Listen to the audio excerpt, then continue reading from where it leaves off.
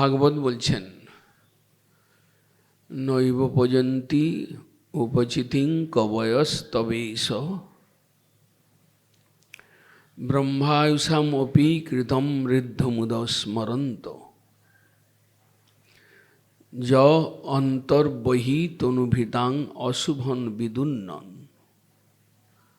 আচার্য চৈত্যবপুষা স্বগতিং বেনক্তি। ভগবানের প্রিয় ভক্ত উদ্ধব কৃষ্ণকে বলছেন, আপনার ঋণ কোনোদিন শোধ করা যাবে না।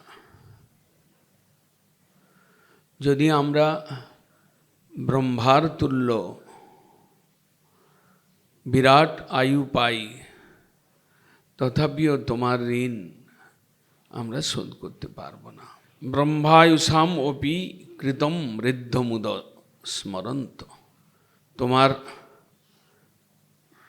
জীবের প্রতি যে করুণা, জীবকে তার বাসনা চরিতার্থ করবার জন্য, স্বতন্ত্র ভোগ বাসনাকে চরিতার্থ করবার জন্য তুমি মায়িক ব্রহ্মাণ্ড সৃষ্টি করে, তুমি যে মায়ার সৃষ্ট বস্তুগুলোর প্রতি তার আকর্ষণ জাগিয়ে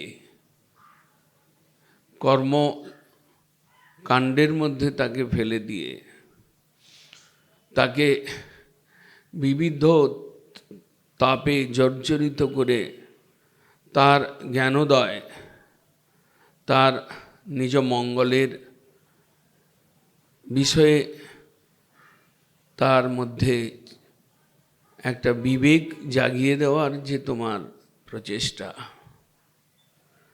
সেই সঙ্গে তাকে পুনরায় তোমার ধামে ফিরে নেওয়ার জন্য তুমি যে চৈত্যগুরু এবং মহান্ত গুরু রূপে তুমি অন্তর্যামী রূপে তোমার অবস্থান তুমি অন্তর্যামী রূপে অবস্থিত হয়ে তাকে সদ্বুদ্ধি দিয়ে তাকে তোমার দিকে টেনে নেওয়ার প্রচেষ্টা, এবং বাইরে আচার্য রূপে যিনি আচরণ করে শিক্ষা দেন, যিনি দীক্ষা হরিনামের মাধ্যমে তাকে নিজ পরিবারভুক্ত করে নিজের সন্তানের মতো পালন করে ভক্তি শিক্ষা দিয়ে তাকে তোমার ধামে টেনে নেওয়ার যে প্রচেষ্টা আচার্য রূপে তুমি করো, এই ঋণ জীব কখনো শোধ করতে পারে না। আচার্য চৈত্যবপুষা স্বগতিং বেনক্তি। তোমার গতি, তোমাকে পাওয়ার যে পথ, তোমার দিকে এগিয়ে যাওয়ার যে পথ, শান্তির পথ, আনন্দের পথ, অমৃতের পথে যাত্রা করবার সূচনা কে করেন? ভগবান নিজেই মানুষ শরীর ধারণ করে গুরুরূপে আবির্ভূত হয়ে তিনি স্বগতিং বেনক্তি, নিজের দিকে টেনে নেওয়ার পথ আবিষ্কার করেন, নিজের দিকে আকর্ষণ করে ভক্তি শিক্ষা দিয়ে তাকে পুনরায় স্বধামে ফিরে যাওয়ার,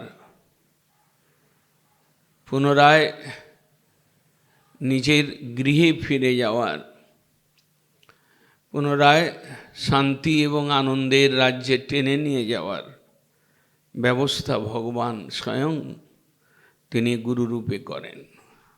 তিনি আচার্য রূপে অন্তরে চৈত্যগুরু বা অন্তর্যামী গুরু এবং বাইরে মহান্ত গুরু, এই দুই রূপে তিনি তার জনকে হারিয়ে যাওয়া পথিক, পথভ্রান্ত পথিক, মরীচিকার মধ্যে জলের অনুসন্ধান করা পথিক, দুঃখে ভরা পৃথিবী, দুঃখে ভরা কর্মচক্র, তার মধ্যে থেকে আনন্দ পাওয়ার চেষ্টাময় যে পথভ্রান্ত প্রতীক, তাকে ঠিক সঠিক রাস্তা দেখিয়ে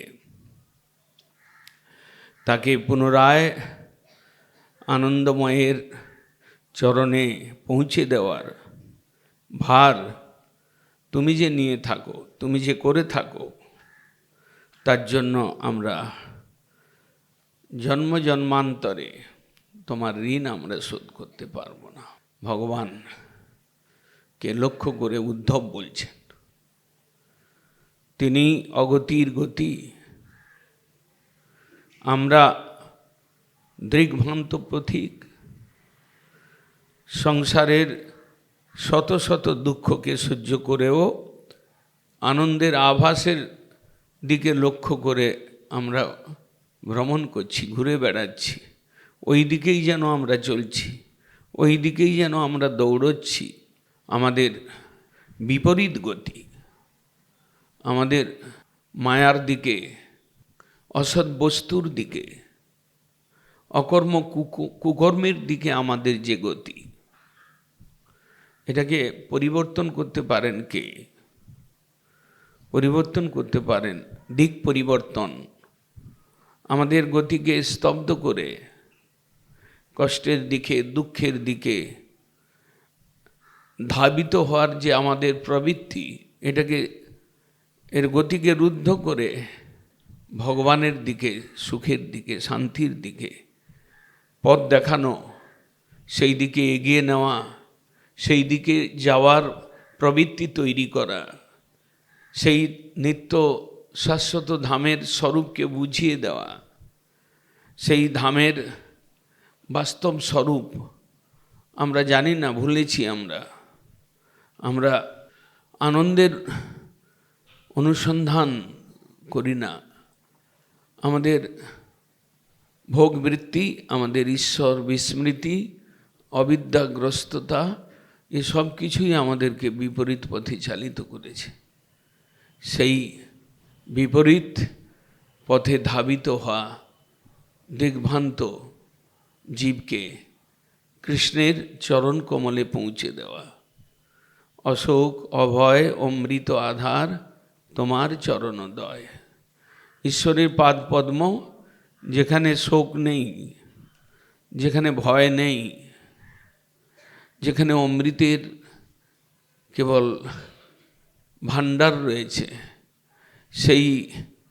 সেই চরণ কমলে পৌঁছে দেওয়া, চরণ কমলের সৌগন্ধ, সৌকর্য, সৌদৃশ্য আমাদের চোখে আঙুল দিয়ে দেখিয়ে দেওয়া কে করেন? ভগবানই, তিনি গুরু রূপে করেন। সেই রকম এক গুরু, সেই রকম এক মহাপুরুষ, যিনি বহুজনের এই বিপরীত গতিকে সোজা করে, উল্টো করে, বিপরীত গতিরকে স্তব্ধ করে কৃষ্ণের চরণ প্রাপ্তির গতি দান করেছিলেন যিনি, তিনি ভক্তি কেবল লৌড়লমি গোস্বামী মহারাজ। তিনি দর্শন দিয়ে, তিনি তার বাণীর দ্বারা, তিনি তার শিক্ষার দ্বারা, তিনি তার উপদেশের দ্বারা, তিনি তার স্নেহের দ্বারা, শাসনের দ্বারা তিনি বহুজনকে কৃষ্ণ পথের পথিক, গোলকের পথের পথিক, আনন্দের পথের যাত্রী করে তিনি চমৎকৃত করেছেন। একটা সময়ে দীর্ঘ প্রায় 30 বৎসর কাল তিনি আচার্য লীলা প্রকাশ করে বহুজনকে আনন্দের পথের পথিক করেছিলেন। উদ্ধবের উক্তির দ্বারা আমরা বুঝতে পারি যে গুরুর অবদান কি। গুরুদেবের ভগবান, গুরুরূপী ভগবানের প্রতিদান উপচিতিং কবয়স্তবেই স। ভগবান যে উপকার করছেন গুরুরূপে এসে, তার সেই উপকারের উপকার বা প্রতিদান বা সেই তার প্রতি কৃতজ্ঞতা প্রকাশ করবার আমাদের কাছে কি রয়েছে? আমরা পরমার্থ জগতের সম্বল আমাদের কাছে খুব কম। আমরা শূন্য গ্রন্থি অঞ্চলে বেঁধে আমরা চলছি। আমাদের কাছে যা কিছু শ্রদ্ধা, ভালোবাসা, প্রীতি সব আমরা উজাড় করে দিয়ে দিয়েছি শরীরের প্রতি, স্বামী পুত্রের প্রতি, ছেলে মেয়ের প্রতি, আত্মীয় স্বজনের প্রতি, দেশ বিদেশের প্রতি। ভগবানের জন্য আমরা কিছুই রাখি নাই। ভগবানের জন্য যে শ্রেষ্ঠ বস্তু রাখতে হয়, বেশি করে রাখতে হয়, পূর্ণ করে রাখতে হয়, সেটা আমরা ভুলেছি। ভগবান তিনি পূর্ণ, তিনি পূর্ণতর, তিনি পূর্ণতম। তিনি জীবের অর্থ, সম্পদ, সৌন্দর্য যা কিছু তিনি, তাকে বাদ দিয়ে আমরা শূন্য, তাকে বাদ দিয়ে আমরা মাটি, পঞ্চভূত, তাকে বাদ দিয়ে আমাদের জীবনের কোনো আনন্দ বা কোনো চর্চা হতে পারে না।